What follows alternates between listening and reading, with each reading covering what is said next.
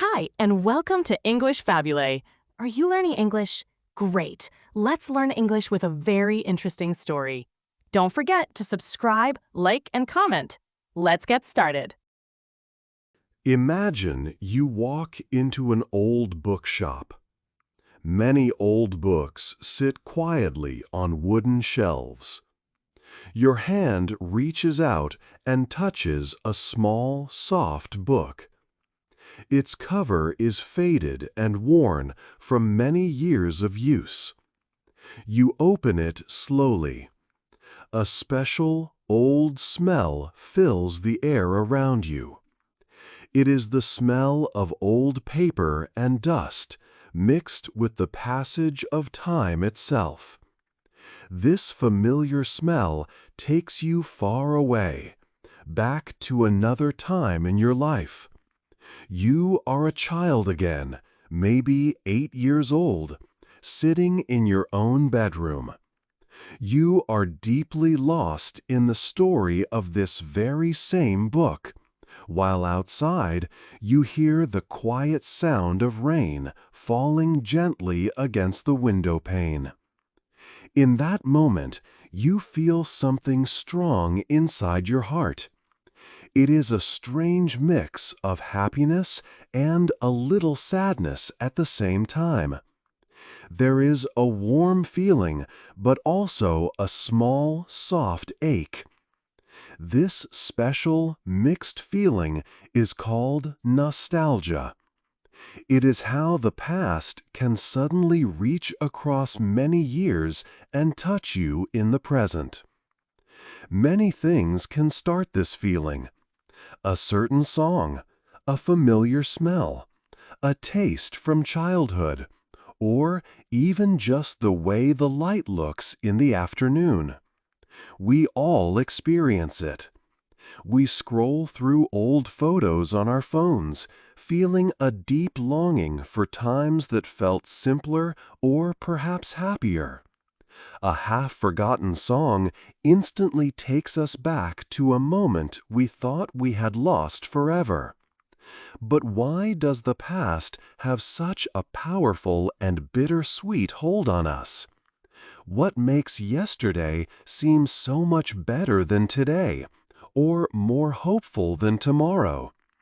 Why do our old memories stay with us so strongly and affect our emotions so much? This book will explore these questions. We will look at how our brains remember things, and why these old feelings are so important to us in our lives today. We will see how this feeling has changed over history. 2. A strange sickness. Let's go back to the year 1688. In Switzerland, a young student named Johannes Hofer studied a strange illness. It affected soldiers far from home. These men felt a deep sadness and longing for their homelands. Hofer called this new condition nostalgia. The word combined Greek nostos, homecoming, and algos, pain. So, nostalgia meant the pain of wanting to return home. Doctors then saw nostalgia as a real, dangerous disease. It often struck soldiers away from their families. Sick soldiers showed many signs: sadness, lost appetite, crying, anxiety, and irregular heartbeats. In severe cases, fevers and even death occurred. A famous Swiss song, Coup Rayen, seemed to worsen the sickness. Military commanders banned it. Singing could mean death. Many strange cures were tried. Dr. Jordan Lecointe thought pain and terror could help. He told of a Russian general in 1733 who threatened to bury sick soldiers alive. This harsh method supposedly stopped the disease. Other cures involved leeches, stomach purges, or warm, sleep-inducing liquids. The kindest cure was simply letting soldiers go home. For a long time, the true cause of this strange sickness remained unknown. 3. A new idea. Our understanding of nostalgia did not stay the same. Over many years, people's ideas about this feeling changed a lot. In the 1600s, as we learned in Chapter 2, nostalgia was a serious illness. Doctors worried that it could even kill soldiers. But by the 1800s, the idea started to change. Nostalgia was no longer seen as a dangerous disease. Instead, it became a type of sadness, a deep melancholy. People understood it as a longing for home or for past times, but not as something that would make you truly sick. Then, in the 20th century, the way people thought about nostalgia changed even more. It was no longer just a sadness. Experts began to see it as a normal human emotion. It became a common feeling, something everyone might experience from time to time. It was not strange or bad, but a natural part of life. Today, science views nostalgia in a very positive way. It is now seen as a useful psychological tool. This means it can help people in good ways. For example, it can make people feel stronger and more able to deal with problems. One expert, Dr. Konstantin Sedekides, explains that nostalgia helps us feel better about ourselves. It is a way for our minds to get strength. This big change, from a sickness to a helpful tool, did not happen quickly. For a long time, people had many strange ideas about what caused nostalgia. Some thought it came from a bad bone in the body. Others blamed things like eating unusual food or even happy love. After the Civil War in America, some military doctors even thought nostalgia was a sign of weakness. They believed it made soldiers unmanly. But all these old ideas slowly changed. Now, we know nostalgia is a natural and often good part of human experience, helping us in many hidden ways. 4. How the brain remembers. When we feel nostalgic, it is not just a simple thought. Science helps us understand what happens inside our brains. Many parts of our brain work together when we remember the past with a mix of happy and sad feelings. One important part is called the hippocampus. Think of the hippocampus as a library for your life stories. When you feel nostalgic, this part of your brain goes to work, finding and bringing back old memories.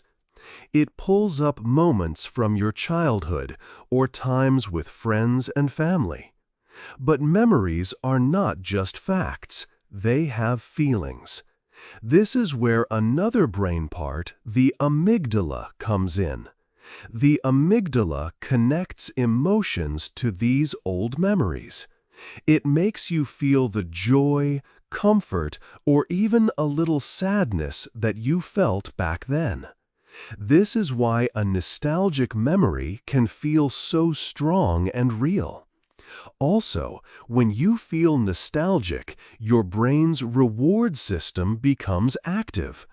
This system uses chemicals like dopamine, which make you feel good. This explains why remembering happy times can bring a sense of pleasure. Even though nostalgia can be bittersweet, the brain often rewards you for recalling these important past moments. There is also a network of brain areas called the default mode network. This network becomes active when your mind is not busy with tasks and you are just thinking or daydreaming.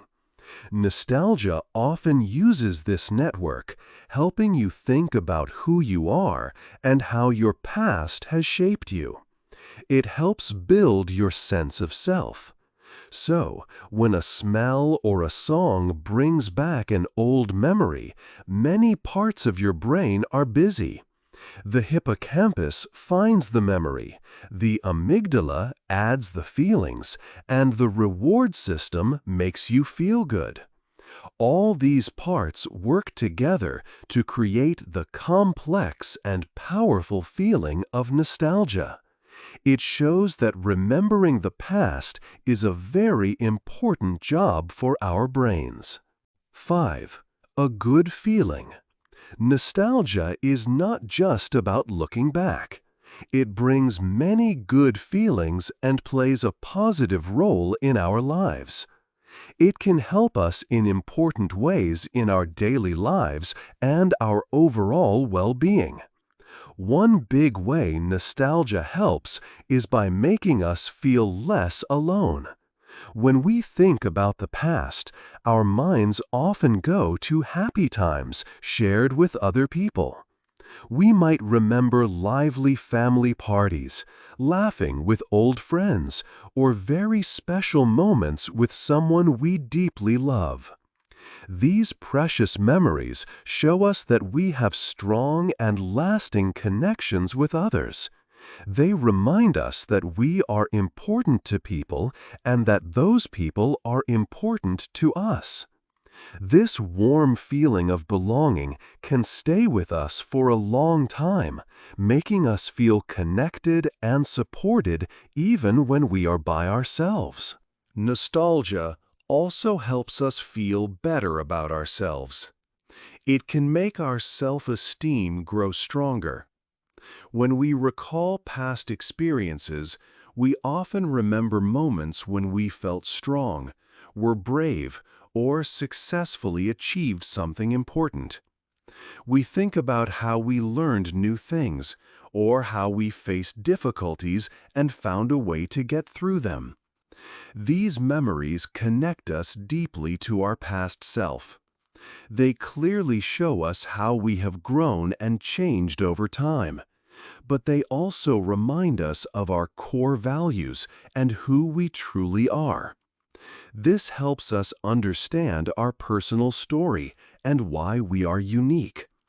It gives us a comforting sense of continuous identity, reminding us that we are still the same person with many good qualities, even as years pass. Perhaps surprisingly, nostalgia can also make us more hopeful and optimistic about the future. This might seem strange because nostalgia focuses on what has already happened. However, when we remember good times, or times when we were successful and capable, it builds our confidence for what is to come. We remember specific examples of overcoming challenges or reaching important goals. These past successes act like a special bank of positive feelings and inner strengths. They remind us that we have the power and skills to handle new problems that may appear. If we faced hard times before and did well, we can trust ourselves to do it again. This helps us feel strong, resilient, and ready for what is next in life. It encourages a more positive and optimistic outlook on what tomorrow will bring. In essence, nostalgia provides us with a helpful view, using cherished moments from our past to light up our path forward. 6. Selling old memories. Companies today know that old feelings can make new money. They use our love for the past to sell many products. This approach has become a huge business, earning billions of dollars each year. Think about the entertainment world. A popular TV show called Stranger Things showed life in the 1980s. This made many viewers feel like they were back in that time. An old song, Running Up That Hill by Kate Bush, became famous again because of the show. Disney also often remakes its old cartoons, like The Lion King, into new movies. These films let parents remember their own childhoods and share that feeling. Other movies called legacy sequels, like Top Gun: Maverick, continue old stories. They let people feel the same excitement they felt years ago. It is like buying a ticket for emotional time travel. One very famous example happened with Coca-Cola.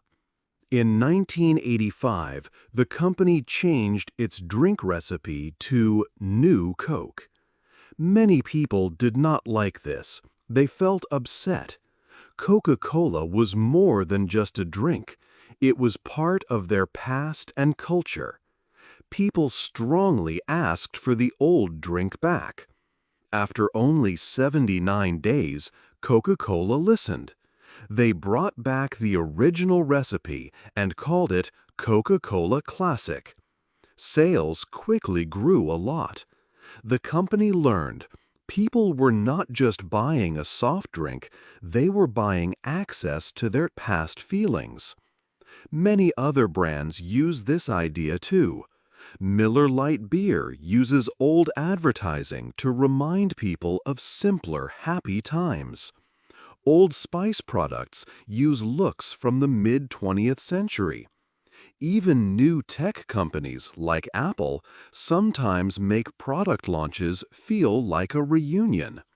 Sometimes companies create faux nostalgia. This means they make new products look old or traditional, even if they are not. They want us to feel good about a past we might not have lived through. This selling method works well, especially when life feels hard or uncertain. Familiar brands and pictures from the past offer comfort. Marketers know this. During the COVID-19 pandemic, many companies showed old commercials. They wanted to remind people of easier times. They understood that the past offered comfort people would buy. These examples show that selling old memories is a very smart and profitable business strategy. 7. A dangerous past. Nostalgia can be a good feeling for us personally, but it can also have a dark side. Sometimes people use it in a dangerous way, especially in politics. Leaders can use nostalgia to make people believe in a false, perfect past. They might say, "Things were much better before, and we need to go back." This idea can make people forget the real problems of that time. For example, some politicians talk about an older time when things were great. They want people to believe the country was perfect then, even if it was not true for everyone. A well-known example is the phrase, "Make America Great Again." When current President Donald Trump uses this slogan, different people imagine different great times. The word "again" suggests something good was lost, perhaps because of certain people. For some, it might mean good jobs from the 1950s. For others, it means a time when society seemed simpler. But this idea often leaves out many people and blames certain groups for changes. This kind of political nostalgia can ignore that the past was not good for everyone. For instance, in the 1950s in America, many white men had good lives and more chances. But for African Americans, it was a time of clear separation and unfair rules. Women often had fewer job choices and were expected to stay at home. People who were LGBTQ+ faced legal problems and social exclusion. Political stories using nostalgia often forget these hard facts, showing only the rosy or happy parts. This makes the past seem much better than it was for all people. This is not only in America. In other countries, like Britain, some politicians used nostalgia for an older time to support leaving the European Union. Across Europe, some groups talk about a past with only one type of people or old ways of living. When leaders use nostalgia like this, it can become a powerful weapon. It makes people feel strongly that our group is good and other groups are bad. This can lead to bad feelings towards immigrants or people who are different. Such political nostalgia looks backward, not forward. It can stop a country from making progress and solving today's real problems. It makes people want to go back to an imagined past instead of building a better future for everyone. 8. Remembering for tomorrow. Nostalgia is a strong feeling that touches our hearts. It can bring joy and comfort, but it also has a powerful side that others can use. To live well, we need to find a healthy balance with our past. This means enjoying our memories while also being smart about how they are used around us. We must learn to let the past help us grow, not hold us back. It is good and natural to enjoy our own memories. Maybe it's the smell of a certain food, a song from our school days, or an old photo of loved ones. These personal memories are like warm blankets. They remind us of happy times and the people who have shaped our lives. They help us feel connected, boost our self-esteem, and remind us of who we are. Cherishing these moments helps us feel more hopeful and less alone. These feelings are important for a healthy mind and a happy life. However, we must also be careful. In today's world, companies and even some people in politics often use nostalgia. They might show us old cartoons or play songs from long ago in advertisements.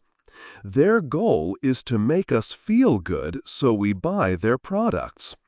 Political leaders might also talk about a better past, saying things were perfect in older times. This kind of talk can make us ignore problems that existed back then. It can also make us feel bad about how things are now. This is where critical nostalgia comes in. We need to ask questions. For whom was the past better? Did everyone enjoy those good old days, or just some people? Understanding this helps us see the full picture and not be fooled by false promises. Our past should be a guide, not a place to live. Instead of just wishing for yesterday, we can use the wisdom it offers. Think about challenges you overcame or times you learned an important lesson. These memories show us our strengths and what truly matters. They teach us about perseverance, friendship, and values that stay important no matter the time. By reflecting on these lessons, we can make better choices today and plan for a brighter future. We use the past's light to see the road ahead, not to turn around. So, let's cherish our memories and the lessons they offer. Let's remember the good times and the people we love. But let's also use our minds to question when nostalgia is used to sell us something or to make us ignore problems. The golden glow of yesterday should show us the way to tomorrow, not blind us to new possibilities. By balancing personal joy with a critical eye, we can make sure our memories serve us well, helping us build a stronger, kinder future. What is one memory from your past that has taught you an important lesson for your future? Hey there! Just a second before you go. If you learned something new today, please give this video a like, write your thoughts in the comments, and subscribe to the channel. It only takes a second, and it really, really helps to create even better English videos for you. Your support means the world. Thank you.